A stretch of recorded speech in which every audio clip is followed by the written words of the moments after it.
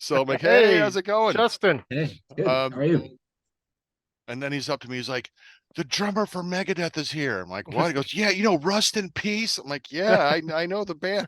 He's like, he's Not that here. I'm drummer like, though. yeah, Obviously. yeah. I'm like, he's here. I'm like, okay. He goes, because his wife, this photographer for Midnight. I'm like, oh, okay, cool, cool. And so then after the show, I go, look, I need to get some pictures. I want to get some pictures with Jarvis, and I should have gotten a picture with Kern. He's like, yeah, you need to get some pictures. I'm like, all right. So he goes, he pointed to the back of the venue. So there's the room where like the bands hang out like after their show or before the show. He goes, I go, well, I'm gonna come with you. And he's like, yeah, come on. Because he knows everybody. So Joe and I just follow him. We just go down there and we're walking down there. And I finally see, I knew the guitarist for Midnight because we'd interviewed him on the show, without the hood. And then so now I finally see what Athanar looks like. Oh, okay, there he is. And then we're just hanging out there. And he comes up, he goes, welcome to the show. I'm like, okay, cool. And then Joe's like, oh, there's the drummer for Megadeth. I'm like, I wouldn't have known who he was. He was just tall, some skinny dude, like, Uh-huh. and so he's talking to him, and then like, Typical metal guy. yeah. And so we were like talking to him. We gave him a card, and I said, we'd love to have you on the show. He's like, yeah, just hit me up on Instagram. I'm like, okay, Dude, sure. dude. Yeah. And then the writer for Cleveland Metal Scene was there, and he gave us a card, and he wants to come on for an interview. This is the guy who covers the entire metal scene in Cleveland. I'm like, yes, you are so fucking coming on the show. So, Nice. Cool. hey, Justin, we're just reveling. We just went to see No, it's the cool. big Cleveland band, Midnight. Are you familiar with them? I love that band. I fucking love them to death. Yes. I think Nice. that they're Nice. they're everything that kind of like you need, really. I mean, I love how tongue-in-cheek their lyrics are. It's Hmm. not meant to be taken seriously, and it's like a modern day Venom, and Yeah. it hits you in all the right places. It's like got nostalgia, but anyways, something new they bring to the table, and it's just I love it. Yeah. Cool. At Midnight and right. And it's just that raw, like early, like Motorhead, that raw, Yeah, right in your face. visceral. Yeah. And another band from Cleveland that you might like, Nunslaughter. Have you heard of them? Yeah, yeah. Yeah, they were there. I've seen Nunslaughter 3 times now, and they just deliver every time. Just the energy. They're going to be on the show, and their lyrics are hysterical. You know, this is dog. If you want to go fuck all the nuns, it's like, oh, Yeah. okay, let's just burn the churches. This is 3 nails, one liar. I'm like, oh, you're speaking to my heart here. They're Yeah. just hysterical. And they wear the makeup and it's such a big presence, like rigor mortis. It's just a big sound. And Ringworm is another band that I think you would really like. Yeah. Another Cleveland band, big. They started off as a hardcore band. They still have those elements, but it's like raw, big, fast, aggressive rock and roll, like Deceased, just in your Yeah. face, you know, just good stuff. So it was just the fact that we get to hang out with these guys was kind of cool. And like, oh, got a picture with the drummer from Megadeth. Oh, cool. Oh, he's going to come Cool. on the show. Oh, that's just fucking ice candy on top of the cake. Yeah, that's great. No, So, and I think actually the Cleveland scene's actually really good. Like I saw that Vic was playing with Vindicator at some sort of festival there, and there was like mhm. just a plethora of like these great bands playing. There was Ringworm and Midnight and just a bunch of bands. So I went in and kind of like checked them out because I'm really into kind of like underground stuff. I'm not Yeah, really in. Don't get me wrong, I love Maiden and Judas right, Priest and stuff like right. that, but I don't want to see them live anymore. It's like, okay, Sure. done. I Right. love Yeah. you guys. I worship the ground you guys fart on, but I want to see something new. I want to see something different, Yeah. Yeah. and just I think that with a band like Midnight, they're bringing something, even though it's very familiar and nostalgic, they're bringing something new to the table. It's just they're really just a great band, and I'd really like to see Vindicator get over the pond as well. Over here, they would Yeah. probably do really well in like Germany and stuff like that. So Oh, that'd Oh, be I so think so. cool. Yeah, their yeah, sound is so good. And another band that's a smaller band because they're just starting out is a band called Assault. And they yeah, are like the early like Death Angel, really great technical thrash band. These are like young kids. Um, yeah, Assault is good. Yeah, Yeah, every when we band that was saw there those was good. guys, we were like, "Holy shit, these guys, man, they Yeah, were really yeah. rocked. They had I a mean, really good Can these stage guys play presence." here? It's like, can they play here? Can they even buy beer? Right? yeah. I mean, yeah. They're young. Yeah, they were definitely young. They were so good. Necroprophecy also played. Their mark. We Dreadbull. We had seen Mhm. them. Open it also for Vindicator. They're kind of like an early rigor mortis. They kind of have that little tongue in cheek. They're young, they're just starting out. Those dudes were really young. Yeah, yeah. They're probably Assault like, was young. I Yeah, they gotta, were like, I gotta go home and do my paper route, young. right. But it's great seeing so Mhm. much metal thriving because a lot of the bigger bands don't necessarily come to Cleveland, but it's like now that I'm getting more into the underground, it's like, there are so many good bands here, you don't miss them. It's if Maiden doesn't come to Cleveland, it's no big loss because guess what? I'm gonna go see Ringworm or Deceased will come and play or Lady Beast or I'll go see I'll go see 72 Legions. Any of these bands that are just fantastic bands. I'll pay $10 to go see Nunslaughter. I'm cool Yeah, with that. the cool thing about an underground show is, you're getting a lot of bang for your buck. It's just like, I mean, they have one place here in Stockholm now. I mean, the majority of places have closed down. Uh, so there's really no formal stage for these sort of up and coming newer bands. There's one, and it's like off. It's in the suburbs of Stockholm. It's in a place called Jakobsberg. It's called Fredagsmangel, which means like Friday mangle. And It's a great Nice. name for a metal you venue. know, it's a little sweat box. It can maybe hold about 200 people. It's always full. It smells of stale piss and beer and sweat.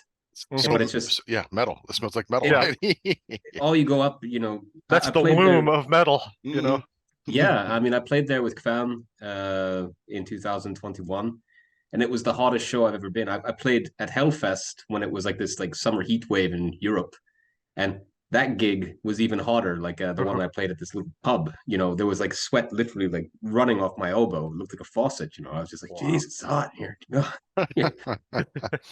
But it was great, and I just love that intimacy as well when you have like, fans in your face, like screaming Hmm. along with you, like, pumping you up. And it's like one of those old, like you see like Metallica in the 80s, like when they're, releasing Kill 'Em All and all the fans are just going ape shit in the front of the stage, grabbing a hold of everybody. And it's just, Hmm. that's what I Yeah, love. So, yeah, yeah. And we have Yeah. quite a few venues around here. Like the Foundry is one in Lakewood, and the one that we went to called No Class. It holds about, well, it's supposed to hold about 125, but it usually fits in about double yeah. that. But it is a tiny little box, like you said, and there's a stage, and it's loud, and no matter where you go, you are going to get a great view. Yeah. It's just packed in, and you are right there, 10 feet away, or closer to the artist. It's amazing. Yeah. I just love them. I love those small venues. Yeah, we were so woefully ignorant of the underground scene locally, even, and like until we started doing the show, and kind of Vic got some guests on for us, and then things started to open up, and like, wow, this is where metal's been all these years. You think, oh, it's kind of dying off and stuff. It's really not. It's just gone underground, and it's every bit as good as anything we were listening to in the '80s. Yeah, Yeah. The that we love. It's amazing. It's yeah. amazing bands out there. And what I love so much is I have not incurred or encountered any of that rock star bullshit. None of the prima donna, none of the whole like attitude. Like I've been to shows where there are 15 bands playing and everyone is cool. Like big bands like Hyrax and everybody is like there for the fans. No matter where they travel from, no matter what they're getting paid, they're here. They're supportive of other acts. There's no like one-upsmanship. There's none of this stuff, and it's so refreshing. I'm sure under the seedy underbelly there are drama. There's always got to be drama, but um, it just seems like such a supportive kind of But scene. It's refreshing and kind of wonderful. I think that's the thing as well. I mean, it gets really, it's like a sad old hat, these prima donnas and stuff like that, they show up and they're just nasty for the sake of being, pompous and because Yeah, they think that they're better than everybody else. And I think that that's sad. I mean, it is. if you go to a gig, you've got people out there that paid to see the bands. The least the bands can do is like, drop the whole prima donna act and, have some fun, encounter the fans, and just give them what they want. Nobody likes an asshole. Like, just go out, do your thing, give them what they want. They're there for the music, they're there for a good time. There's absolutely zero reason that you should be a dickhead to Mhm. anybody, because Yeah. you're there because of those people who bought tickets. And you Right. paid some big money for those damn tickets for those big, those big name bands, man. Yeah. Those tickets are expensive, and it's not easy to come by that money and spend that Mhm. on to go see those guys. Yeah. Yeah. Yeah, I mean, we actually do that in Sorcerer, like when we're playing like these festivals and stuff like that. We don't do these like we've been offered to do it like meet and greets and stuff like that. So it's like, why would we take payment for that? We like to go out and mingle anyways. That's part of the fun. Mhm. Mhm. Mhm. So we directly after our gigs or whatever, even before, we're out in the audience, mingling and hanging out and signing shit and Yeah. just having a good time. Buying beers for people. Like, hey man, come over here, have a beer. Right. Okay, cool. Go Yeah. Awesome. sit down. And Pictures, cool. the fans are going to remember that forever, Well, yeah, I mean, as having been on both sides of that and seeing it, and also being welcomed by bands and just hanging out with those guys. It's something that sticks with you, and you appreciate that. And that just yeah, makes you your appreciation of the band even more. It just digs a deeper trench, and then you are just gonna keep that the rest of your life. well, yeah, and I mean that's the thing. You're there for your fans. If it wasn't for your fans, you wouldn't be able to do these things that you're able to do. They're like the people working behind the curtains. We don't see them. We know that they buy records and they're there at the gigs and stuff, so we see them when they're at the gigs, but everything else that's happening in the background, without their support, we wouldn't be able to do these kind of gigs and stuff like that. So Mm. to just go out and knock them off and be like, I don't have time for you, it's ridiculous. I think that's stupid. That's just Yeah, a cop out excuse, really. And not yeah, really fun to play a gig to nobody. Well, yeah, I mean, you could play like a huge like stage like Vakken, but if you're gonna piss everybody off, like who's gonna come and see it? Right. hmm So for yeah, that, yeah, I mean, that's kind of like the ins and out. Like, just be nice. right, And most right, people get that. Most of them get it. They're just the few exceptions really stand out, and yeah, Yeah, everybody knows who they are. They get a yeah, reputation. yeah. I mean, King of course it is. Fowley for local, Virginia band Deceased. Those guys are like, fathers of like the horror metal. I think they're just great fun. He writes a lot about his experiences in Deceased, and then talks about the bands who they played with, the guys who were asshats, Yeah, and he just calls them right out. This Yeah, guy he was a does. cocksucker. This guy was, he was just being a douchebag or whatever. And it's hysterical because he doesn't have any of that, you know, prima donna rock star bullshit. He's like, look, man, we're playing music and we're here for the fans and we're having a good time and there's no reason to have any problems. And like I was talking with Curran Murphy, who plays with 72 Legions, local guy. He also played in Annihilator and played in Nevermore back in the day. So his band was on tour with Ringworm and Satan and Venom Inc. I mean Venom, fuck, the fathers of black metal. And so they were in Cleveland. They just finished a big tour in the States. And I said, well, how'd the tour go? He goes, oh, it was fantastic. Everybody got along. There was no egos, no drama. Like 6 gigs in, we're all like having dinner together and hanging out. We're all friends now. And when they found out that I like made amplifiers, I was like talking like amplifiers with the guys from Satan and like Venom Inc. and like, oh, they want to get an amplifier. And we were talking about how to make this, all this shit. Like for him, it was geeking out because he's a fan of these bands, getting to tour with them and realizing everyone is just cool. There's no yeah, fucking drama, no fucking bullshit. And they just hang out. They're like walking around, like you said, like walking around with everybody, talking to everybody, signing stuff, taking pictures, just being cool, decent people. I'm yeah. like, it's just so good to hear. I played a few different gigs and where Venom Inc. has been playing, and Tony Dolan is just one of those. He's a huge sweetheart. You Mhm. wouldn't think it, but he's just like this great, this happy guy. Yeah, When he's in the right. backstage, he's back. You're all right, mate. You're all right. Yeah. All right. We'll see you out there. Yeah. All right. Kick some arse tonight. Yeah. It's like, okay, thanks, Tony. I You love know, that dichotomy in metal, like because most metal guys are like that. Honestly, most of you got the big scary stage and all the satanic stuff, and it scares a lot of people. But when you end up hitting them on a human level, they're most of these guys are just so cool and laid back and just yeah, good people, Yeah. yeah, And This is just what we're saying. We don't live the lifestyle. We're not, we're having fun. Like, come yeah, on, man. yeah, And Venom is one of those bands like Slayer. It's like, you know, you see the interviews with Tom Araya, and he's so soft spoken and thoughtful. It's the uh-huh. counterpoint, to everything. And then I Well, saw a really early interview with Kerry King and Tom Araya where they were talking about when they first met Tom.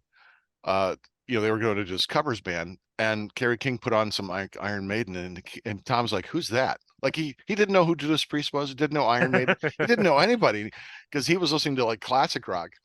And I'm yeah, like, and he was kind of like laughing. I'm like, oh my God, this is like the father of, like, you see Slayer, premier speed metal band of, one of the most successful bands. And he didn't know didn't know like the new wave of British heavy metal. I thought that's hysterical. yeah. yeah. And I Great. mean, we grew up during in the 80s, the Yeah. satanic panic. And so there were so many, all of these insane stories about the scary stuff that goes on at metal shows. And of Hmm. obviously Ozzy biting the head off bats and Yeah, that was a bad all this move. crazy Right. shit, and it just, that's all you hear. You go to school and, it wasn't internet. And you hear all the stories about, oh, I heard that this band, Yeah. throws But puppies th- into the audience and they won't start Right. playing till all the puppies are dead. but Like I that's Yeah. literally heard that stuff, Yes, I remember you that know? story.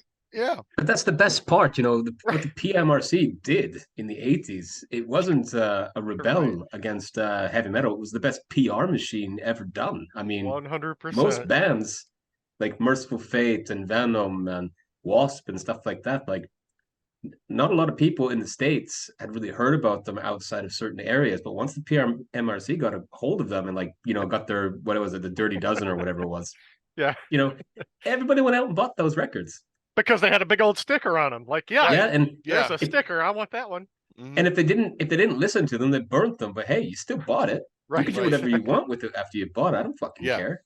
That's You how out know, of touch they were, and they didn't understand who they were talking to. And like, you're no. encouraging the rebellious kids Right. And that the are artists are listening to going, this stuff. yes, put a Yeah, fucking sticker on this. Thank they're you. like, Yeah, yeah, and they don't want me to buy that. That's Explicit exactly what I'm lyrics. buying. Like, yeah, I remember seeing a Slayer album with that. I think it was Divine Intervention had that sticker. I'm like, this probably was Uh, going to sell 10% more just because of that fucking yeah, sticker, it you so know? blew of up in their course, faces. You Yeah. know. parental advisory. Yeah, that's Right. the greatest the greatest promo ever. Any Yeah. album that has that, it's just Thanks for the money sticker that you just put on our Right. record. Exactly. thanks for the gravy train. Woo woo. Yeah. It should have been scratch and sniff. It Uh, smells like money. Yeah, smells just Oh, like money. that's great. yeah, Yeah, interesting days. I know you got a new um promoter.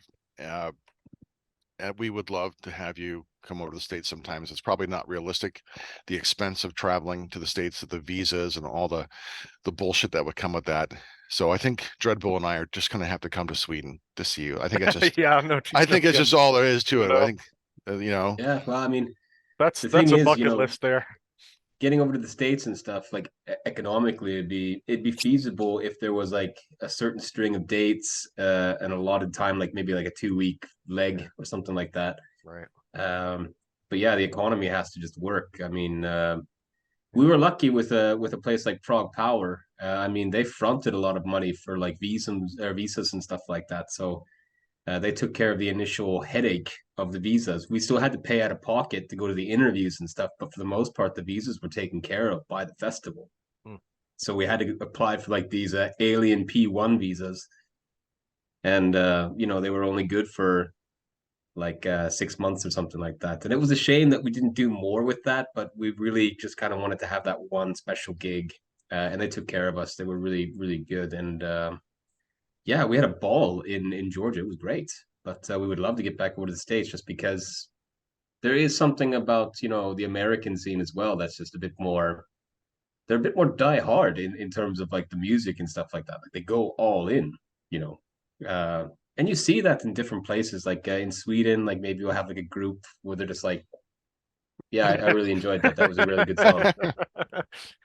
No, not really getting into it. Whereas in Germany, they're just going ape shit, or in Poland, you know, but the States is just, it's another beast on its own. It's just, it would be awesome to be there again. Like when we played in Georgia, people went fucking nuts, and it was just lots of fun. Mm-hmm. So Oh yeah, it's definitely, it's not off the table. It just has to be right. And I think that we'll see how this record goes. It's only been out for like Couple 2 days. Yeah, 2 days. well, So dude, let's start the show so we can talk about this record, man. Okay. yeah, we can. All right. Well, let's go ahead and do it then. This is Thank Kink you. Valley from the East, and you're watching and listening to Heavy Metal Horror!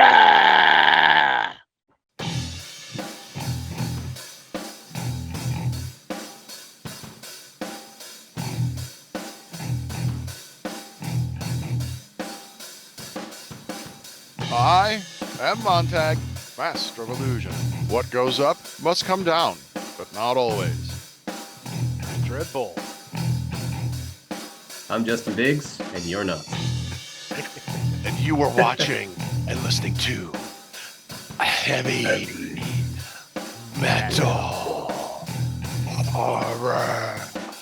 Oh, goodies. Nice. Yes, yes. Nice. Oh, Justin, our good friend Justin from Sorcerer. Welcome back. Welcome back. To heavy metal horror. As you may know, we just did a live reaction to Reign of the Reaper. Yeah. Such a good album. Oh, look at Dreadbull's got And his the cover art, that is kick ass. That's one of the coolest covers ever. It's like Frazetta, It really is. It Yeah. is definitely Frazetta-esque. Yeah. Who did this, Yeah. Justin? I can't remember his name. I can look it up real fast. But it was a guy that did like board games and stuff like that. A really nice guy, and he wanted to just let us have the art. We paid him for it because it was actually that Reaper that we saw. We was like, yes, that's the album cover. We have to have that. Yeah, it's beautiful. So we bought the rights for it, and it's already in some sort of board game somewhere. So if Oh, you ever cool. if you're ever playing a board game and you see it, it's the guy. So Oh, he's, nice. but yeah, excellent artist. Because that's like the cover of Lamenting of the Innocent, which Which Doosan did, yeah. yeah, the cover can go a long way to providing the image of what the coolness is inside. And when you have that, I mean, that cover belongs on t-shirts. That's your posters. That's everything right there. That, it just screams, it begs to be on a shirt. Yeah, well, so. I've got I just got this from Metal Blade, so there is on the shirts. Beautiful. I will have one of those. Yeah. Come to see the pre-orders. So Nice. Excellent. Yeah, and thanks to Metal Blade, I got this thing a week early. I got mine last Friday. Yeah, that was so weird. I'm like, wait a minute, it doesn't drop till the 27th. How are you getting it early? Yeah, I got an email. It's on its way. I'm like, oh shit, cool. Yeah, and it showed up last Friday. People in Europe there's some people that still haven't got theirs yet. Like they're not coming until like November or something like that. So oh yeah, yikes. The Americans got it first. Well, okay. Well, I think Metal Blade should hook you up with a couple other Metal Blade artists. I believe, who else just got on Metal Blade that we know? Well, I know Curran's looking out for Metal Blade for 72 Legions. I think Ringworm is on Metal Blade now. Cool. I think that's the thing we do. We get a couple of the up and rising Cleveland bands. We get Midnight, although Midnight are Deceased and Ringworm, I hear, might be touring, but that's the tour. You get on that bill with Deceased and Midnight. Then they get hit Cleveland, Detroit. Yeah, you're going to hit Pittsburgh. You're going to hit 20, 30 cities all over the states. That's what we need. Oh, you're doing a big tour. Cool. That's what we need to do, is have them do a nice leg of the tour. Because then when you come to Cleveland, you've got a place to stay. We've got lots of room. So in Cleveland rocks. So yeah. That's what they say. Right. Yeah. Oh, well, let's talk about this new album, Reign of the Reaper. I think we're fans. We've made no bones about that, because you've watched our review. We made no bones about that. It didn't affect our review because we were both very scared. We were worried. We had it like, God, what if the album isn't good? Because we like these guys. We like their music. I know. So that's always a terror in us when we're doing a live review. Like, yeah, like we got to be honest about it. And fortunately, it is. I didn't think it could be better than Lamenting of the Innocent because I love that album. I love all your music, but I think it's a better album. I could push Sorcerer just has pushed to a level like operatic majesty here. You know, like Oh, good term. Good way to put it. yeah, Yeah. it's as we said, dark and beautiful a lot. Mhm. The guitar tone is not as heavy, I think, but progressive and melodic elements kind of rise and kind of match the scope and breadth of the story and lyrics.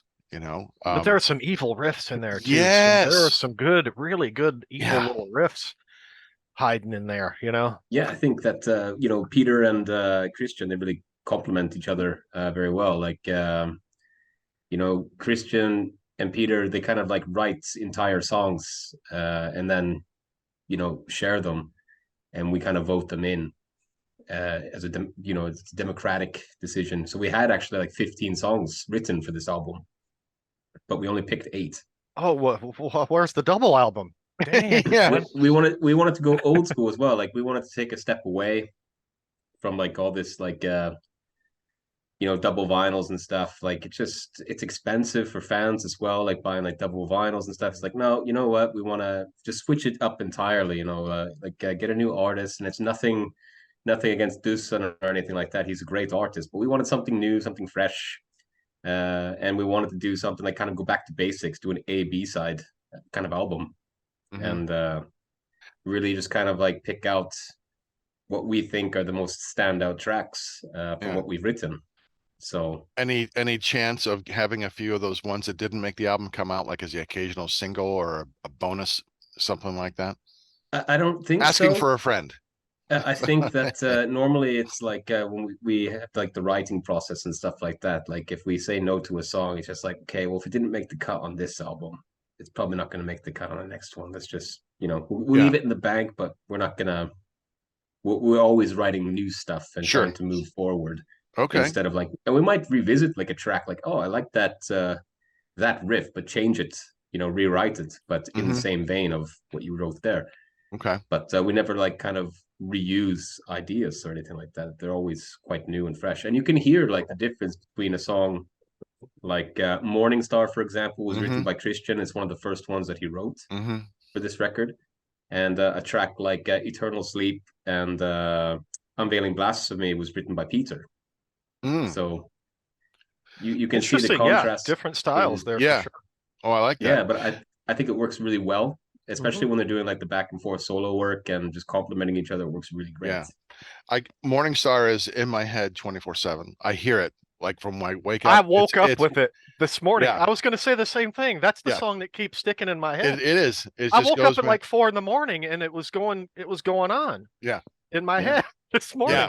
I Like, hear It's a the catchy tune. chorus, you know what? Sorcerer are masters at really catchy choruses in particular, but even some of the verses. But man, you guys write the catchiest, like most melodic choruses that you cannot get rid of in your head. Like this whole week, man, it's been this like Rolodex of Sorcerer choruses playing in my head constantly. I'm always singing one of these songs. Yeah, Morning Star is one of them. Definitely Reign of the Reaper. I fucking love that song. My God, that's a great song. The Underworld is another one that sticks to my head. Love that song. Mm-hmm. It's a great But song, yeah, yeah. man, some great. You guys are masters at that. I gotta say, like the choruses and the melodies are fantastic And and there's so yeah, much emotion in these infectious. songs. It's Mhm. not just good catchy choruses. They are, but there is so much emotion in your music. It just pours out. You can't contain it. It's not Mhm. sterile, it's not lifeless. It just reeks of emotion. There's pain and angst and suffering and ache and there's beauty and it's haunting. And then you guys just do that so well. It's just who you are as a band, and for Dread and myself, it's like it hits all those buttons, the things that we love in metal. It's just like, oh, it hits all the buttons all the It time, does. Cool. Glad to so hear. Yeah, Yeah, I yeah, mean, the emotional ride, the goosebumps, everything's there. Yeah. The occasional stank face. Yeah, right. Yeah. yeah, there's Yeah. going to be a lot. I think live, if whatever songs we decide to play live, I think there's going to be a bit of stank face. Oh, You know? it's going to be stanky for Yeah. sure. Yeah, for sure. I had this going. I was cleaning my garage yesterday, so I put Sorcerer this album on the whole time for hours out there, and Hmm. yeah, I was air guitaring on it. My hammer, a tape measure, a pencil, whatever I had in my hand. There was air guitar going. I played a lot of air guitar yesterday. I It's improved good. my skills immensely, I must say. Yeah, there's some Excellent. smoking. Nice. There are really some smoking solos in this album too, man. Holy Nice. cow! Yeah, Nice. Cool. yeah. My Yeah. Oh, fingers are a little stiff still. let's talk a little bit about the story because we got the inkling as it went on. Like this feels like a concept album. Like yeah, that's what our first thoughts were like. Okay, this is this evolving story here. All the very thematic. It's kind of sweeping in its scope, and it reminded me a lot of Dante and Milton. I remember saying these lyrics and the themes are pulling from Dante and Milton. There's such grand visions of dark majesty. So where did the inspiration for the album's lyrics come from? Yeah, I mean, that's pretty much my section of the writing. I guess I do the lyrics and you know give them to Anders, and we'll have a back and forth. Like I'll send him what I think the lyrics should be, and then for singing wise, like to get the right melody and the right enunciation and stuff like that while he's singing, or to make it sound like more. It's really hard to come in like with on a song and you're singing something that starts to F. It's like, and you're trying not to get that spit sound. So he tries to make it so it's clear. And I think you guys touched on it in your review where you can hear what he's saying very clearly. You're not Hmm. like, Yeah. you're not missing like what he's saying. It's just there. It's Right. very Clear clear. And I articulation. think, Yeah.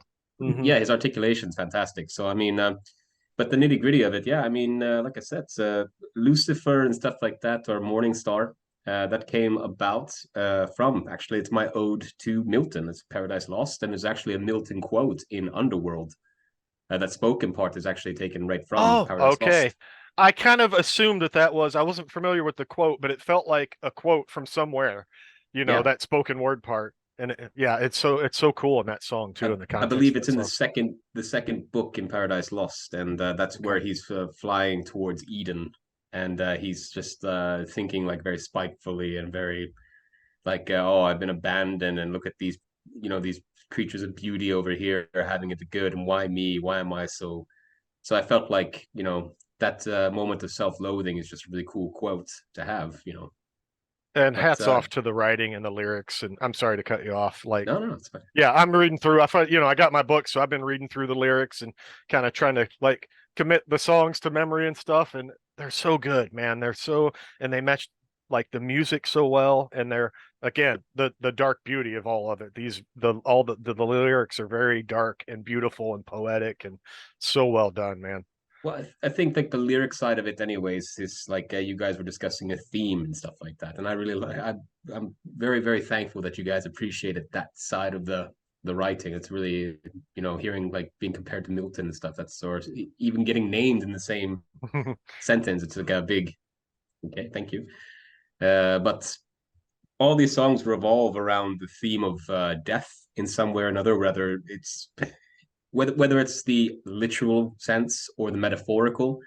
Lucifer or Morning Star, it could be like it's taken as like the death of a friendship, like the fallen angel, and the omniscient, omnipresent God turning his back on his favorite angel. It's a death of a friendship. Whereas Reign of the Reaper, it's straight up, it's kind of like the stories of the soldiers dying on the battlefield, trying to bargain with the rider, but never achieving that saving grace. And then Thy Kingdom Will Come.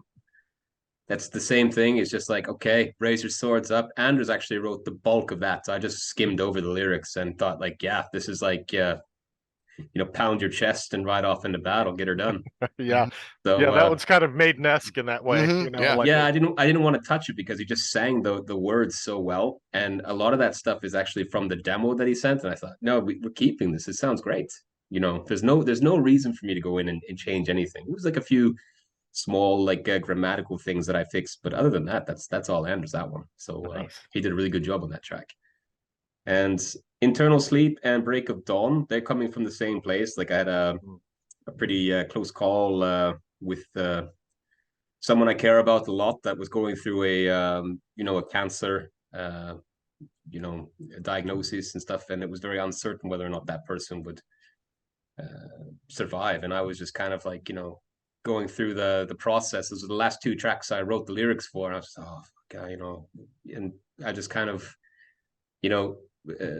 eternal sleep is like the act of dying, whereas break of dawn is like crossing over.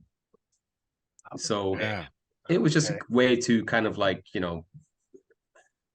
work with my feelings and what I was going through, and then Curse of Medusa, it's Greek mythology. I borrowed from Ovid, the Roman mythology. So I used their rendition of the myth, but I changed the Roman names to the Greek names as they should be, because the Romans stole everything and took all the credit for it. Right. So yeah, Unveiling Blasphemy, that's just about a dude that's turned his back on religion and was sick of being, it was just betrayed by what he thought was the right thing. Yeah. A lot of people, walk the road of theism and stuff like that and think that this is a great thing. And then they realize, wait a minute, these preachers and priests aren't these great people that I once thought they were. So it's like a dying and death of that love for what they, so lots of death. Yeah, you don't come back from that. That's and where then that's where I Underworld lived, Underworld is just straight up apocalypse. It's like we're all going to hell and we're all gonna get, and that's just kind of like the chorus is like kind of like the people looking up to whatever deity they choose to believe in and saying, save us, So that's the lyrical thing. That's great. So I have a question as far as the process of going from lyrics. So you come up with some ideas, you start jotting down lyrics and stuff. Like you must have a melody or at the very least a tempo in mind when you're writing the lyrics down, I would assume, right? And then you head to either Anders or Christian. And how does the whole process work and develop from an idea to a song?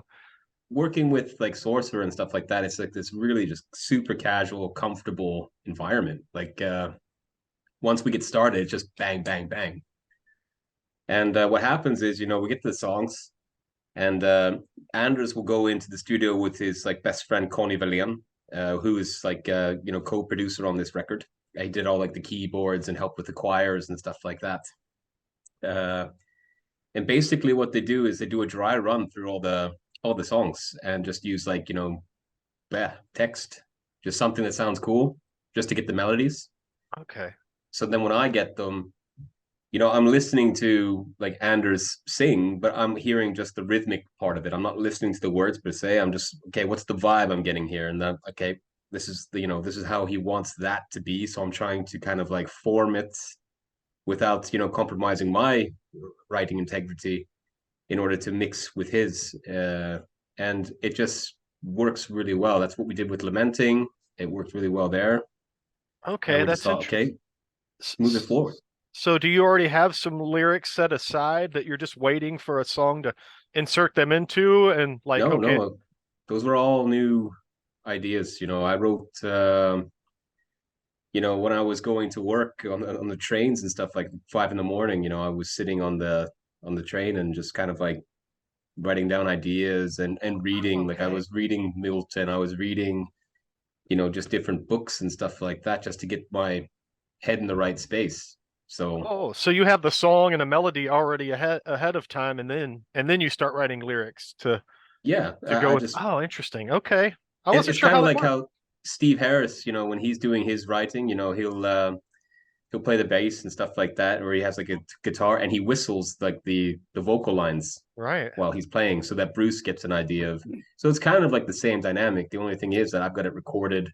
I can play it back and forth all the time, and just kind of like, go through it. And Anders, the first one I wrote was Morning Star, and there was no changes. That's as it is. There was no lyrical changes. It was just like, yep, that's a done deal. nice. So he went in and he just belted that out. It was so good. His vocals sound better than ever, I think, on this Yeah, album. Honestly, Dread, you he asked the sounds same question. Oh, fantastic. yeah, go ahead, man. No, go ahead. I was just talking over you. We were both very excited about this because I had asked a question about the creative process too. I wanted to know because every band's different. Mhm. You know, Yeah. I know some bands where the writers who, you know, write the song, it's completely in their head. Like, you know, the bands I've been in, when I write a song, I typically have it all in my head. Like I know how it's going to sound. I know all the lyrics as I go. I know the music, and so it just kind of comes out. Here's the song. Wasn't a whole lot of collaboration, but I love that sense of collaborating because everyone brings their strengths to the table and brings their own individual personal kind of takes, especially if someone's got a melody, then you're writing lyrics to that. That's I find fascinating to that. And to Dreadbull's point, yeah, Anders' voice is phenomenal on this record. Like I think he sounds better than he ever did. How does he approach like singing? Like when he or you bring a song or someone, does he have, you said he kind of has a melody in mind, like when he's singing those words, he Yeah. kind of envisions this melody to the music that is being worked out. Is Yeah, that what I I'm mean, understanding? there's never a like a final melody. It's just like we cut down. Like I remember you in your review there. I watched the whole thing. It was a great review. Oh, thank you. Uh, Fun to watch. But I remember you guys complaining about the not complaining, but just like, oh, why are you fading out at the end of Reign of the Reaper? Yes, yes, yeah. And that was unfortunately to make time. Otherwise, we would have had to do a double Oh, vinyl. what a shame. Oh, Are you So gonna do a we longer actually version couldn't have live? squeezed so one more minute in. Yeah. there was actually Morningstar and Reign of the Reaper were actually longer. Oh, really? So, Oh, damn. but Like two of but the we cut two of them my down faves. just because we wanted to maintain this package. It didn't Yeah. Right. compromise anything. But live, I'm sure if we were to do Reign of the Reaper live, we have like an idea of how we want to end it properly. It's Yeah, I not going to loved what he be started doing with his vocals right there, right at the Mm-hmm. end as it yeah, started And it's like fading then out. I'm it's like, like, shit. oh, wait a minute, no, no, no. Oh, yeah. yeah. I mean, it's okay, but I also think it's a kind of a cool thing as well because it makes you like, oh, I want to hear more of that. So you go Yeah, back and listen exactly. to it again. Yeah. But Yeah. I mean, yeah, I mean, he just goes in and knocks it out of the park every time. And actually, on this record, the last three songs he was recording, he ended up getting like a really nasty flu or something. Like he was really sick for a while, Anders, and his voice was just totally messed up. It was really like he was really worried about it. He went to a doctor, and Hmm. we gotta finish this record. It's got to get done. But he mustered through it and gave it his all, and now he's got his voice back, thankfully. But Yes. it was very worrying at the time. It was just like Yeah. trying to get up to those notes, and he just, he kept pushing himself and Yeah. pushing himself and pushing himself. And at the end of the day, it's like my hat's off to him. He's a brilliant singer. He He is because really is, I man. kept on thinking like, how do you know? My singing style is very different. You know, it's just goofy. I sing goofy songs, but how does he know as a singer to like when he hits those high notes? It's almost like an aria. You know, it's so operatic his voice and clean Hmm. and powerful, I and think and so he just does. is it instinct? I mean, because to carry that melody, or does it? This is his musical gift to hear like when he hits these high notes because it's like it's so perfect. There's not one note where I'm going, oh, you know, I think you should have sang this. It's like, yeah, You're yeah, right. Yeah. this is the note for the moment. This is, and when the Yeah, chorus hits, it's like, oh Mhm. yeah, I can't imagine anything better than that. Yeah. You I know? think he just, in Sorcerer, it's always been about making music that we enjoy, that we love. Like we don't write in the format that we're this like niche doom band or anything like that. We've never considered ourselves a doom band. We've always considered ourselves just a metal band. If we're gonna put the name to a name, it's Sure. metal. Heavy metal. Yeah. And what other fans want to use or to kind of gather us in, it's fine with doom band, but metal is what we think, and we write music that we enjoy. Like we love listening to old classics. Anders is really big into like the old Tony Martin stuff from Black Sabbath and his heroes. So I think that he's just kind of like using that influence and just like, this is how, if I was to approach this song, this is how I want to do it, and he just does it. He's got free hands. He's not held back by anything, and we're not there over his shoulder like, oh, you should just do this. It's no creative freedom. Do your thing. You do what you feel like you can do, and you can reproduce live. that's all you, buddy. So Yeah. we never hinder him in that essence.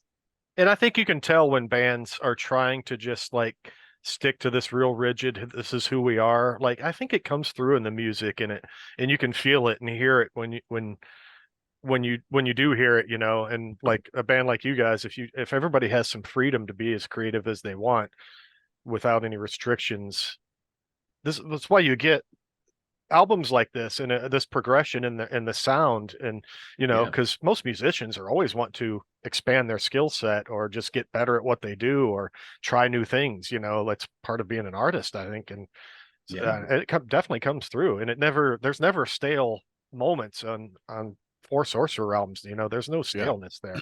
No. Oh, and I think that everybody is really just playing on, all pistons are firing here. It's just Mhm. nonstop, and that's what we wanted, And I think the rhythm section in this album is quite possibly like the best that we've had. Your bass lines are amazing. Oh, I mean, there are so many Ricky's bass drumming on riffs. this album is Yeah. just hands down. Like I remember yeah. when Ricky went in to record the drums, he did like that. It's like a triplet at the end of Morningstar, Mm-hmm.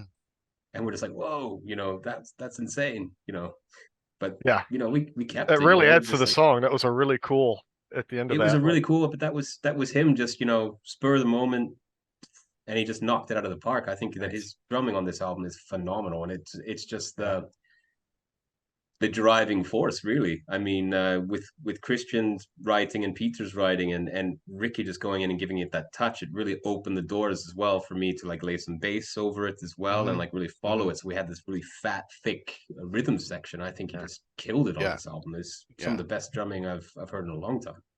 Yeah, and all those layers and all those details and everybody putting in their pieces, like it's where this album, after listen to it 15 times now, like it's like it gets better. It just gets better with every, because you start hearing those, and then you can you can sing along some, you can anticipate some of the build up to these great crescendos, and it just gets better and better, and and the depth and the musicianship keeps coming out more and more with additional listens, and yeah, I forget where I was going with that, but it's awesome. Yeah, I had a point. I I'm was glad gonna that you make a like point. Yeah, love it. It Absolutely love does. it. You're a band that gets better. Every album has just gotten better than the one before. And I love all the albums. But this one, there is a progression of competence and a progression in your musicianship that just shows like when you think a band has kind of peaked, like you can't imagine them getting better because what they're doing is so good. And then when you overreach that and supersede it, it's like, okay, you're kind of blowing my mind here because you are getting better. I mean, everything about this album is better than the music that you have done before, which is a pretty high fucking bar to set. Um, I'd like to go back and look at those, mentioned a little bit more about the choruses. You talked about these choruses and the keyboards, which I think add so much to this album, as Dreadbull was saying, like this, almost like these dark satanic voices, and Yeah, those choirs. The choirs. Yeah. Can you talk about how those were conceived, and how they were recorded? Like how does that's all that, because there's so many elements. I'm like, am I hearing Latin? Like there were some things that were being sung that reminded us of other bands, like in Sweet Sister Mary, the Queensryche song. There was those choruses during that were coming in that echo this religious theme, which also you have here. How do you guys record those choruses? Well, those are a lot of those choruses, or at least the choirs. That's a lot of Anders, like doing dubs, dubs, dubs, dubs, Really? No and kidding. yeah, there's a lot of dubs there, and then Wow. there's some like some program stuff as well to go under it, and that's all the work of like Anders and Connie when they're working together. When they hear something like an epic song, and I can't speak for them like how they do it themselves. I can only have a guess at how they work, but they listen to a song and they just think, okay, well, we need to do a crescendo, like we need to do something, you know, to keep it moving. And I think that Connie's excellent at that, just picking out the small details and like, okay, we got to go here with this now. Like we've done this chorus, like Reign of the Reaper, for example. Like you have the one round where it's played in D, Hmm. and you know, it's the first, kneel and bow, that part, and then you go to the next one, which goes up a few steps, witness the fall, and it goes up a bit higher. That's Anders and Connie working with melodies and stuff like that. Just it works so good. Uh, Mhm. I can't really explain how they do it, but they just knock it out of the park every time. Yeah. When I heard the choruses and stuff like that, and the choirs, that was a first for me as well. I was just like, whoa, shit! Where did you guys get? Where did you find the time to hire in an entire orchestra? Right. Yeah. Right. How much did That's, this cost? it's what sounds so full. I'm like, and I'm envisioning a whole choir in black robes with inverted crosses, all the things that I want. Yeah, It's like, all the yeah, good stuff. All yes, the good stuff. exactly. This is what you want, And it Yeah, just adds a whole sinister, like dark religious tone to the music, and it makes it feel a little darker and a little more sinister. Like it's such well, a that's nice like touch. non serviam. That's apparently what Lucifer said Mhm. to God when he fell. Non serviam being the Latins, I shall not serve. And I thought that's a great line. I've been listening to bands like Rotten Christ and Yotheria and stuff like that. Huge fan. And Rotten Christ actually has an album called Non Serviam, and I was kind of interested. I was like, oh, what does that? Because I know it's not Greek. They're Greek. That's Mhm. Latin. Right, right. So I went into the nitty gritty of it, and I just loved you know their lyrical content. And I thought, oh, that's great. In Non Serviam, it's just like a great, very epic line. So I felt like that's something that I want to include in this Lucifer's Fall, the Morning Star. I want to include that. So I wrote that, and then Anders went in and did like the choirs singing Non Serviam, and at the end of the song as well. Just like Oh, this weird Latin stuff, just really cool. I Very don't know cool. where he comes up with it. It's always a surprise. Nice. Yeah, those are great But touches that really yeah, add. mhm. but Connie and Anders, when they work together, they're like a dream team. They just pump out quality, and I mean, yeah, you can't ask for a better duo when it comes to that kind of stuff. And the choruses are written as they are. Christian writes the music and Peter writes the music, so the choruses are as they are. It's just that Anders and Connie just have a way of going in and killing it. Great. It's a great relationship Mhm. though, then that Yeah, everybody Yeah, has. yeah. Well, speaking of Peter and Christian, the solos on this album they shred. are just Yeah. fucking amazing. Like, I think it's the best work that they've ever done. There were solos that we had never heard come from Sorcerer. Like, we a couple of times were like, did you hear that? What Mhm. what were those big, huge, sweeping solos? And Yeah, and just the musicianship and the speed and the complexity of these solos in some of the parts that needed it were amazing. Then you have the big, mournful, emotive solos that kind of reach down and pull your guts out. yeah. What was your reaction, the band's reaction I to mean, hearing their growth as musicians? Like when you're hearing them play these solos, was there any time you're going, Christian, how fuck, man, this is why you are must have been practicing 500 hours a day to get these I'm, new solos. I mean, when you're in a room with a group of guys like that, with just the musicians, like a Sorcerer, and I'm the bass player. I'm sort of listening. It's always like a pinch me thing. It's just like, how did I get so lucky to play with a group of guys like this? Like this, just so much fun. Like listening to them play, it's always a wonder to watch them, you know, do their solos and stuff. It's just like, wow, this is awesome. Like I could sit and listen to Peter and Christian play all day. They're just Yeah. great artists. But hearing the solos, because the solos were the last to be, put on the tracks. So when I heard them for the first time, I was just absolutely bowled over. I was like, holy shit, Jesus, there's a lot of shred here. Yeah. So, and I think, I can always hear who's playing what. Like I know which one's Peter and I know which one's Christian, just by the playing style. The So styles. It's like Adrian Smith and Dave yeah, Murray. yeah, and that's the thing. I think that they're like a Hank Sherman, Andy LaRocque, Tipton, Downing, Right. Murray, Smith. Those two dudes are just like Hmm. they're the dynamic duo and really really cool just guitar duo. They just play off each other really well. Yeah, and I think at the same time they're carving out their own niche. Like these guys have their own style that's it's continuing to develop, but they're not like Tipton and KK or Adrian and Dave. Like they have their own style and their own niche. They're You you can hear it's them. They're doing their thing, one That's hundred the cool percent. thing. Yeah. Yeah. If But anything, it's almost like they have elevated one another to push themselves to outdo themselves. Like hearing the performances must have been inspiring to them because we'd love to have them on. I mean, everybody. Yep. We've never talked to Peter or Anders. We haven't talked with the new drummer. We would love to have them on sometime. But fix that. I can only imagine that when you hear someone like that, like whatever that first solo that Peter did or Christian did, I can imagine later a guy going, "Oh God, that's really fucking good. I got to raise my game up too." And it just becomes this like not competition, but like an inspiration. Like, oh yeah, we're pushing each other towards greatness. That's kind of what this album feels like. But they're always talking about, guitarists and stuff like that and licks and even at band practice and stuff like that, like, oh, have you seen this? Like, they have books about scales and everything, they're just when it comes to that side, they're very, very nerdy in that essence. They're really like dedicated to their craft. Yeah, it But I comes through. mean, It's pretty obvious. the thing is with this record, I mean, we wanted to step outside of our comfort zone. We didn't want to do another Lamenting. We didn't want to do another Fire King. We didn't want to do another Inverted Cross. We wanted to just, keep moving forward and, play music that we love. And that's reflective here. I mean, we didn't compromise anything. We understand that, there's going to be a group of doomy doomsters, the gatekeepers and whatnot, and they're not going to like it. And that's okay.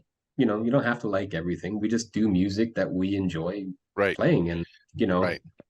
I wouldn't don't even want to. Oh, sorry. I wouldn't consider you guys doom. Maybe Inverted Cross was a pretty doomy album, but since then, like Fire King was not a doom album in any way, I thought. And you haven't been It's been really a doom band since. it's You're melodic. a It's heavy dark, metal band. dark and melodic heavy metal. Yeah. Right.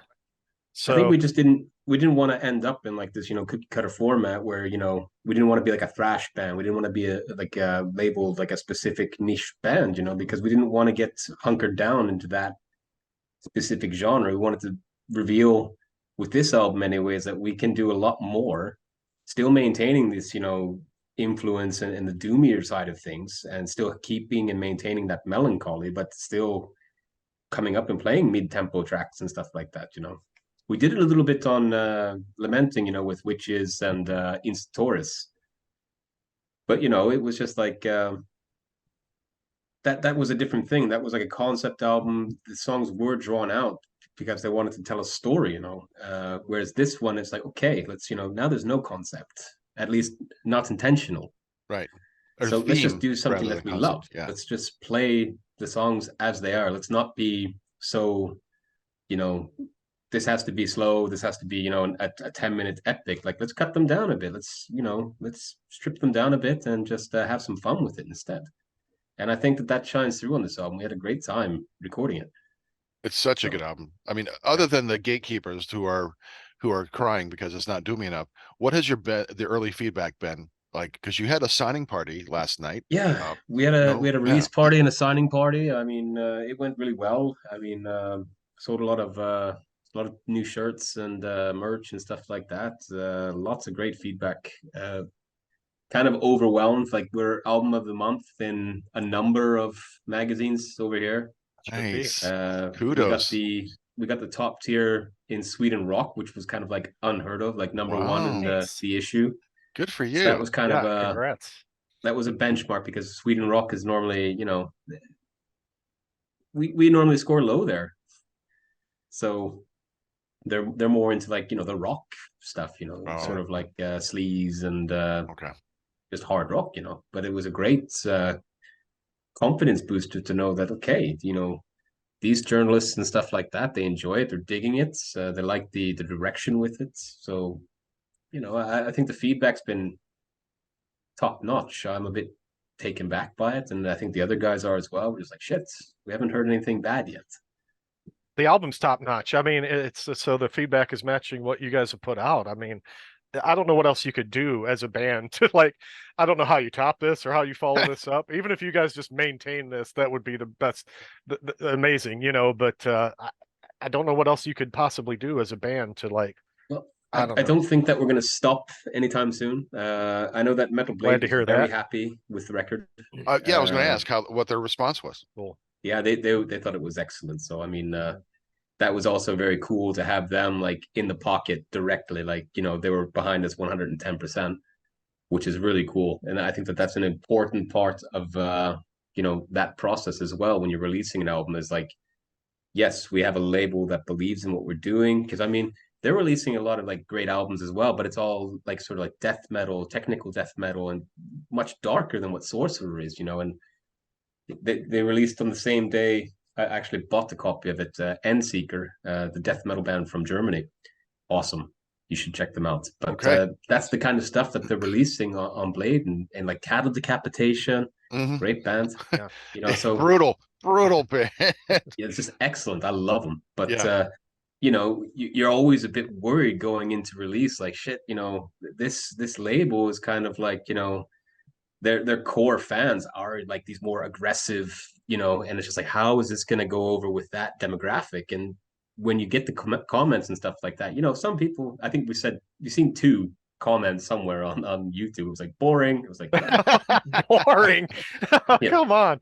Yeah, because right, you know, you're not talking about cutting something's head off, I guess, maybe. no, Yeah, right. I that's guess. cool. You Getting know, fucked with a knife. Yeah, you know, but we don't go in and like, you know, bash them or anything. It's like, okay, you like what you like, you know, that's sure. cool. But True.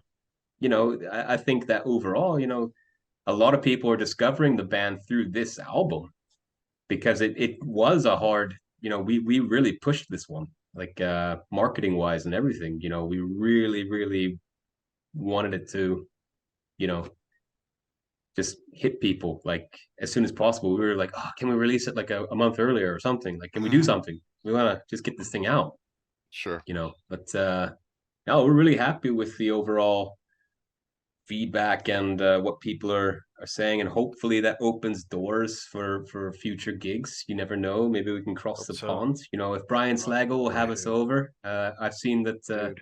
he's been going in on our Instagram posts and liking stuff, so we were just like, look, Slagle Nice. likes it. Slagle likes it. That's awesome. You That know, is awesome. that's like a Yeah. huge compliment for us. And hopefully, you know, I saw that Tony Martin has been talking to Tony Iommi. Could be some stuff happening in Black Sabbath camp, so maybe Sorcerer can jump on Sorcerer that. Black Sabbath tour. That Oh would my be god, that would be awesome. Dude. that would be like the dream Yeah. gig. That would be Holy that would cow. be crazy. That would be awesome. Yeah. When you were recording, and we've asked this with other bands too, and I love the variety of answers we get for this.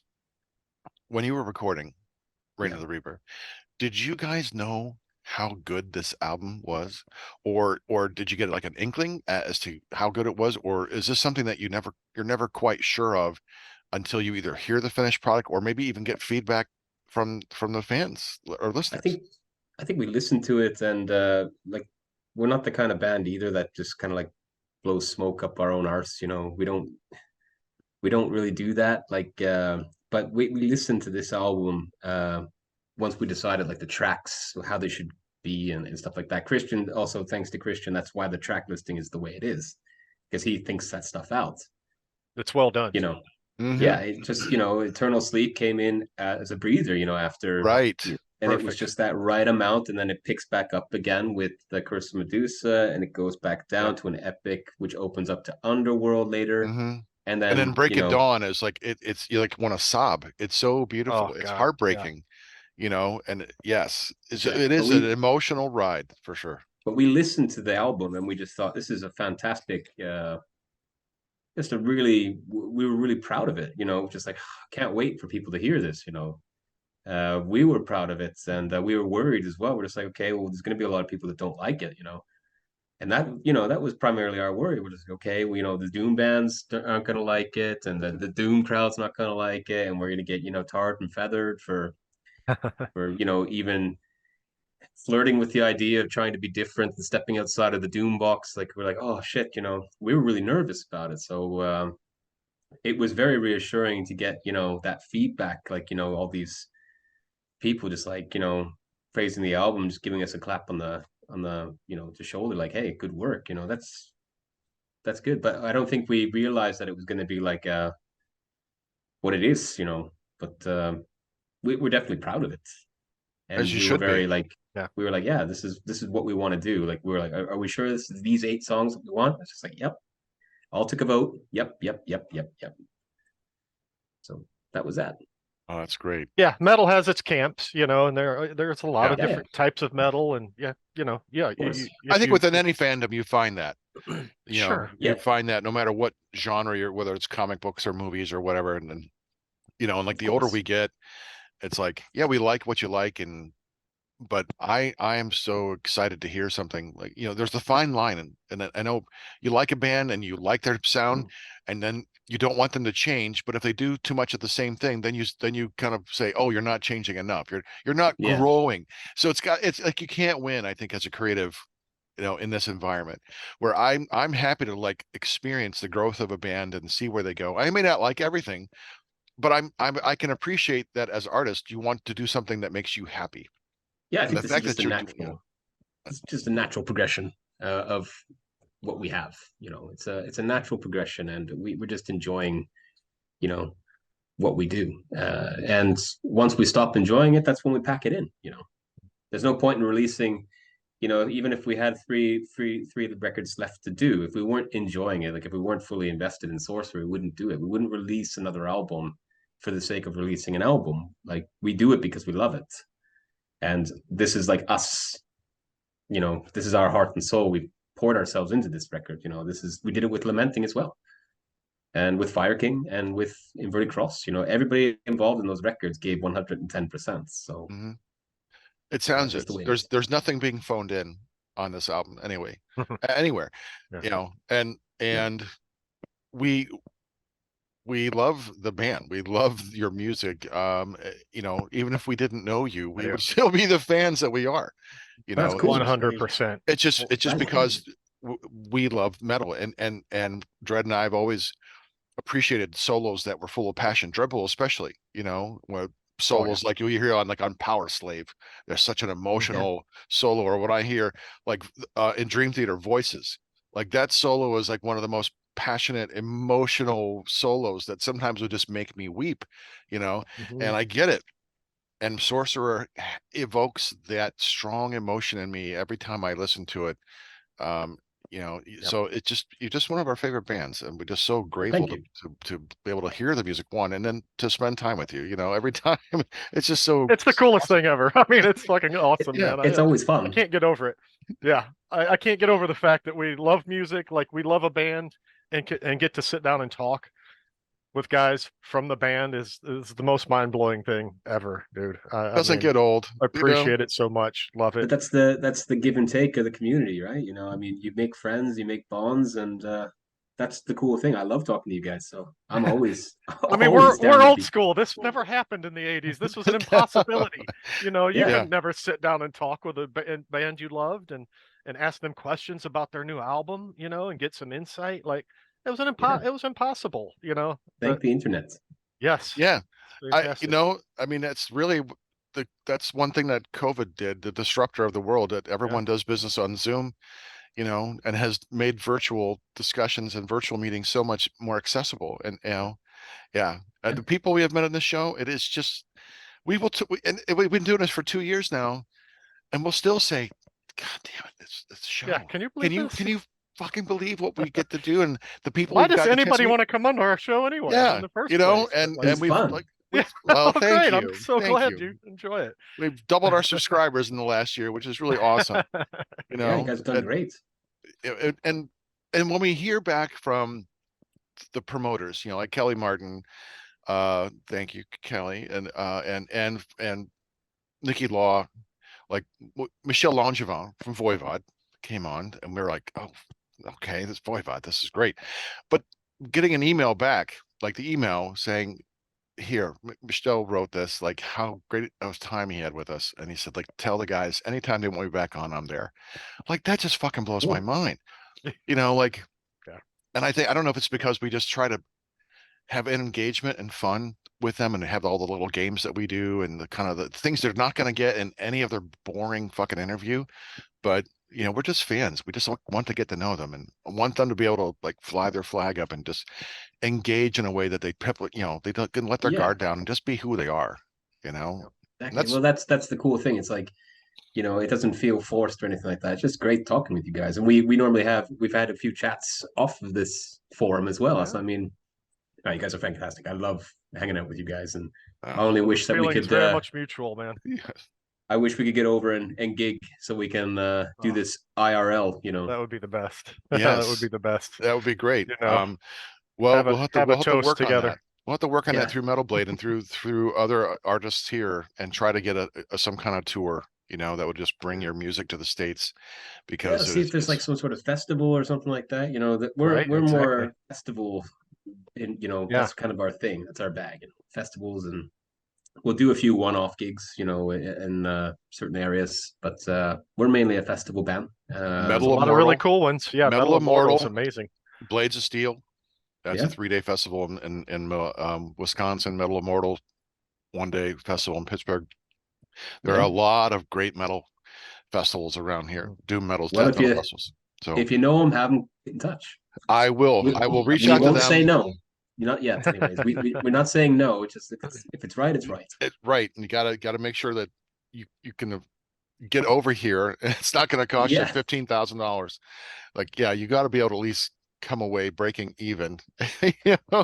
So right. Um, Justin, Oh, wait. think, A question I forgot to that I wanted to ask and forgot to slip it in there all right. somewhere. Yeah. All right. The death metal vocals on the new record. Yeah. Who the hell is Yeah. that? That's me. I knew it. I knew it. So I saw the video and I'm like, is that Justin? That Like, is me. because there was like a lot of hair hanging and there were a lot of effects going on. I'm like, is that just? Well, Yeah. fantastic job, man. I didn't know you did Thank some you. death metal vocals. Yeah, Another death metal awesome is layer to the new record, death metal is my it's my passion. I love death metal. Always have, always will. I just love it. But yeah, we felt that with Sorcerer anyways, we don't want to overdo it. Like we're not gonna have it in every song. It's just that it happened to be in the first 2 tracks off the album, Yeah. and the 2 singles as well. But we wanted to just it's not something that we're gonna use frequently. It's just something that we use to add an extra layer. I love just that, to give yeah. that song the momentum. Like if you listen Yeah. to Morning Star, it's at the end before that nice crescendo with the choirs. It Mhm. breaks the song up, so you're just kind of like caught off guard, and then it goes into this beautiful Yeah. That's sort of the like one that's been stuck in our orchestration. head. Yes, it is. It runs through my head. Even as we've been doing this interview, I can't stop hearing it. Me too. And the Break of Dawn. I go back and forth between those Yeah. 2 songs and Eternal Sleep. Well, the whole fucking album, Yeah. but it's just it's on rotation in my head, and it's like haunting in a good way, Yeah, thank you. I wanted to ask, and I just wanted to confirm. Yeah, that that's I, great. I had a suspicion that was you there in the video. I'm like, is that Yeah, Justin yeah, doing death metal vocals? because it's the one thing, like, I was playing some music for my mom. She was recovering from a leg break. She broke her leg and she was recovering here for a few months, and so she liked the fact that I was doing shows in here, and she was in the room next to me. So I was showing her some of the videos of bands that we had interviewed, and so some of it she tolerated. She did Yeah. not like Ginger. She liked when she was singing pretty. Then when she comes into death metal, she's like, "Oh, I don't like that." That's But scary. she loved Sorcerer. I Oh, played a nice. live track. It was where you guys were playing. You opened up with, I think, was a Hammer of the Witches, Yeah. and she's like, "Oh, I like that. I like the guitars." And and she liked because she can understand Anders singing. She doesn't Yeah. like the growly stuff, but because Anders has such an operatic voice, she liked that. And if you knew Montag's mom, she's the most churchy church lady that Yeah, you will ever meet in your right. entire existence. Yeah, but Which is but so funny. the funniest thing of all of that, she also liked um she also liked Raining Blood. I played her Slayer. She liked the She guitars. must have been on some heavy meds. She or was on a something. lot of medication, but then when I was telling her some of the lyrics, she's like, "Oh, I don't like that." Oh, I don't like that. Because I was going to get her a little Slayer sticker and put on her like cane that she had to wear, walk with for a while with the recover. I'm like, "Yeah, Mom, I want you to take this, and then when you're going to church, people are going to see this Slayer sticker." She's like, "Mark Allen, don't you give me that?" When you get the middle Corrupt your name, poor mother. You get the full name, yeah. right, you get it. But anyway, so Yeah, my mom, she enjoyed Sorcerer because she could understand the lyrics and she liked the guitars. So there you go. Well, thanks, Mom. Appreciate that. Good job. I'll let her Mom know. tag mom. That's right. Yep. Mom tag. Mom One tag. tag, Mom. Mom tag. Mom tag. Mom tag. I'm gonna get her a shirt. I'm gonna get her a jersey now. Mom tag. Yeah, that's perfect. Mom tag Oh. Lewis. That's right. That's right. She'll never wear it. But but they are aware of it. And then so that's good. And I have an aunt who watches the show occasionally. She'll watch the show. She, Cool. even like, but I appreciate that, Yeah, my dad actually watches you guys, so Really? Oh, so yeah, cool. yeah. All right. Hey there, Yeah. Dad Biggs. How are you? Hello, Yeah. Mr. Hey, Dad. Oh, that's really great. Done Yeah. well. You did well, Yeah. sir. And You raised a fine son. yeah. Thank I know you. it just still blows his mind that you watch their episode, the reviews. I hope the other band members, if they're interested, they get to watch the review, or at least if they're happy with it. I mean, do they know how much we love the album? Yeah, they do. Yeah, they're. I mean, when they hear the nice things and stuff, like I don't know how you say it. Like it's so unhumble to say that we're humble, but we're just like sort of like I said, taken aback by everything, and we're just like, oh, that's nice, kind of like doing like the old cartoon rabbit where you're kicking the dirt and like, oh, Right. shucks. But it's just it's a nice feeling, and we're taking in all the feedback, and it's a bit overwhelming at times. It's just like wow, like you can't say thank you enough. Just like well, thank you, appreciate that. And when we say that we appreciate it, we really do. Like we really mean that, and we're just that group of guys. Like if like I said, if we're out doing a gig or something and people want to sit down and talk, we will sit and talk until it's just like okay, we gotta go, but we'll talk some more. And we've got interaction online and stuff like that. So I mean, we've got fans that have you know flown into certain gigs just to talk, and like they still have the banter online after. It's just That's awesome. we're Great. very That's great. in touch with our fan base. That's just what you do. So we Yeah. just love hearing from them and talking to them and just getting to know everybody. So it's just it's just really heartwarming to have that kind of nice feedback. It feels really good. Despite it being such a dark album. Yeah, well, It really is. right, but it's like I said, dark and beautiful. Well, it's from the heart. Lyrically, it's Yeah. from the heart, and I think like musically as well. It's just like we were in a certain mindset, and we just gave it bang 110%. And I mean, Christian and Peter did a phenomenal job writing. Yes, they did 100%. I hope You can they tell this album is full of heart. Like that's a Yeah. good. You can feel that. It's Absolutely. passion. It's Mhm. like this is what we want to do. There's nothing contrived. There's nothing phoned in. Nothing automatic. So I hope they understand how much we were blown away by their solos. Just phenomenal. But the whole album, everything I've been worked on listening all to this thing cylinders. nonstop.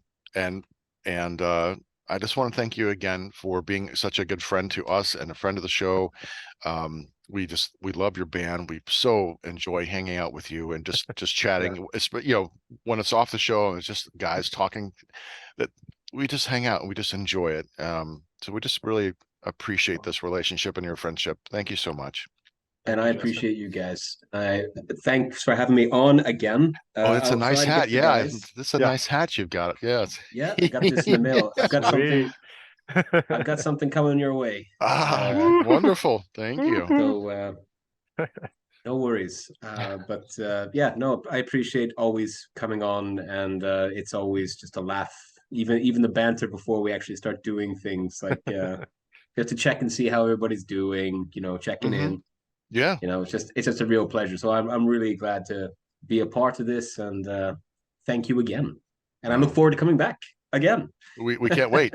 And then, I'm sure. Yeah. and then you got a few more records coming out, down the road. So we are going to have a long relationship with Sorcerer. So much more great music to look into. Yeah. But for now, Just kids, keep it rolling, guys. go out, Keep that train rolling. get your copy of Reign of the Reaper. And Justin, where can the kids Get go this. get Reign of the Reaper? It's every bit as good as that fucking cover right there. Yeah. Yeah, you Maybe can get better. it in your You can get it in your local record shops. You can order it online at sorcererdoom.com or Metal Blade Records. There's a whole bunch of different, sites offering the album Yeah. now after You're on pre-sale. Bandcamp too, So right? Bandcamp, yeah. Yeah. So get a copy. I know that we've sold out of the limited edition ones.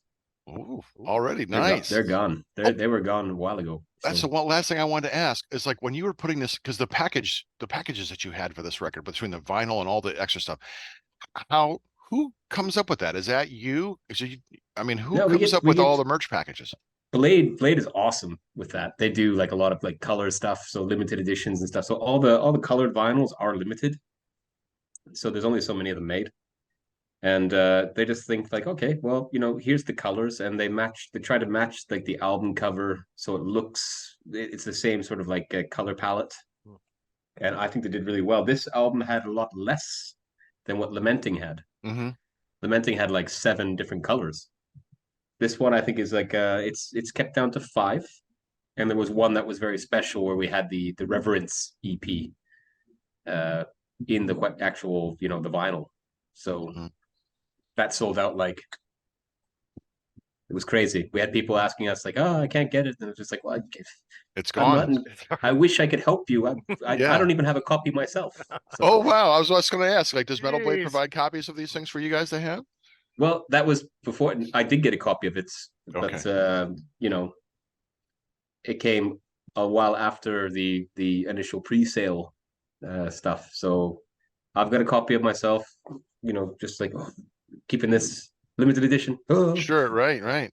Well, it's got to But, make you feel good as an artist to see so many of these, like the limited edition stuff and the sales do well. I mean, this album, it needs to go to the everywhere it can. And Well, it's just I really hope that with this now, like maybe we might press it again.